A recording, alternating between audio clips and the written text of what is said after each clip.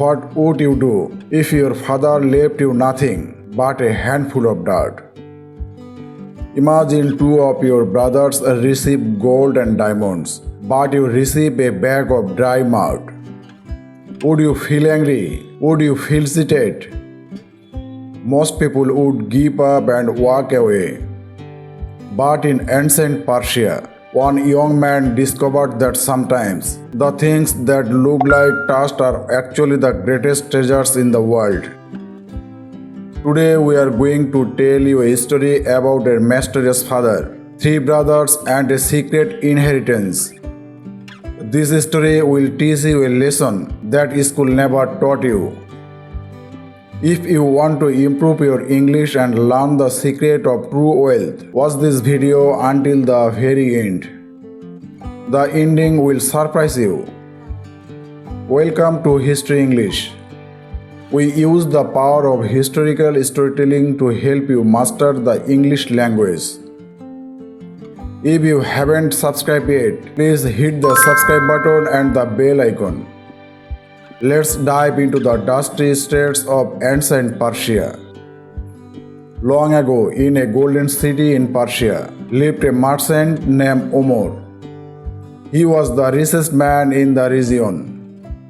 He had ships on the sea and canals in the desert. But Omar was old and he knew his time was short. Omar had three sons, Jahid, Haris, and the youngest Yusuf.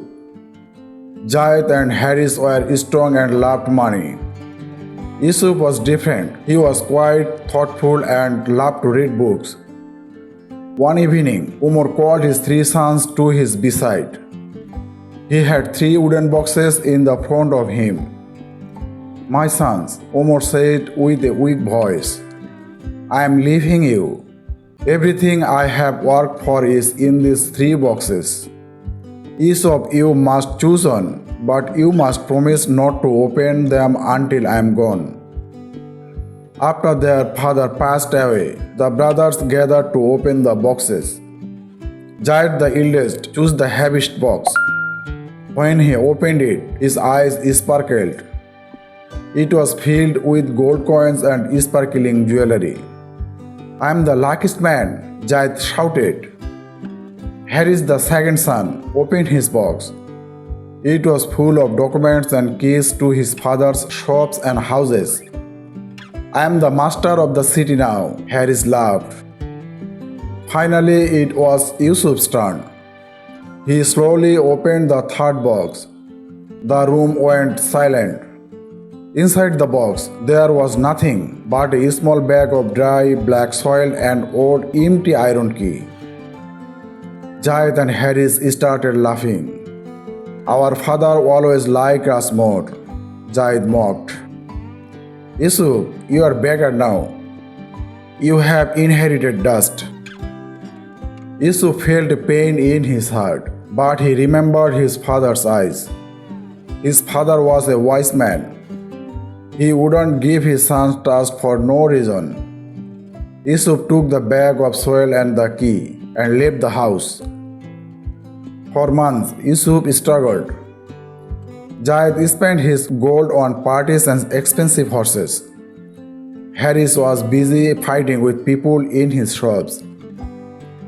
But Yusuf lived in a small hut. Every day he looked at the bag of soil. He touched it. He smelled it. One day he noticed something strange. The soil was not ordinary mud. It was very dark and had a sweet smell, like the earth after a heavy rain. He remembered his father once said, "Everything comes from the earth and everything returned to it."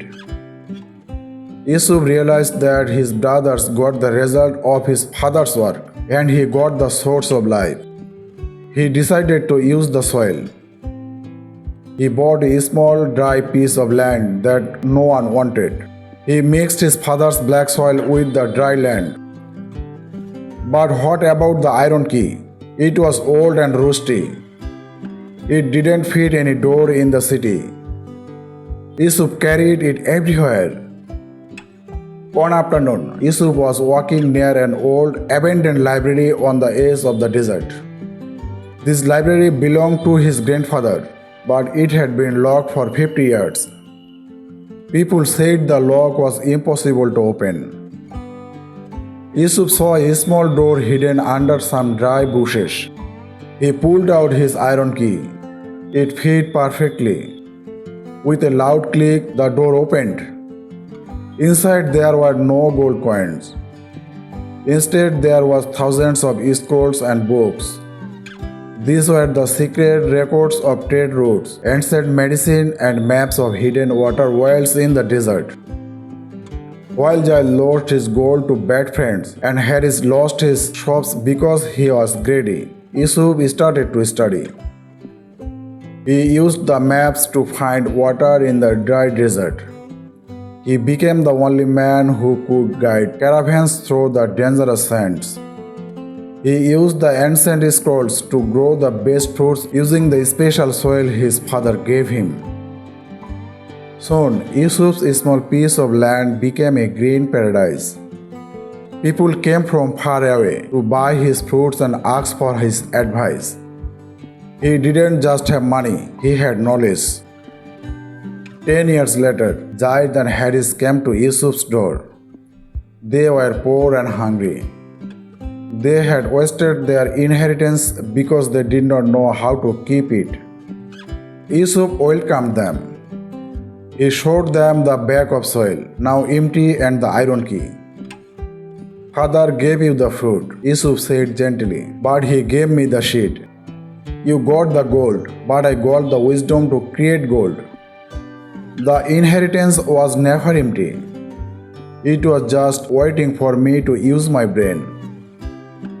Yusuf's story is a lesson for all of us today. We often looked at successful people and wished we had their gold.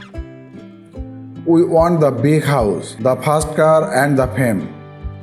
We think we have nothing because we are starting with just a small bag of soil. But remember, money can be lost, but knowledge and wisdom stay with you forever. Your inheritance is your ability to learn. If you are watching this video to learn English, you are like Yusuf. You are collecting the soil of knowledge. Don't be sad if you have a slow start. A handful of dirt in the sands of a wise man is worth more than a box of gold in the hands of a fool.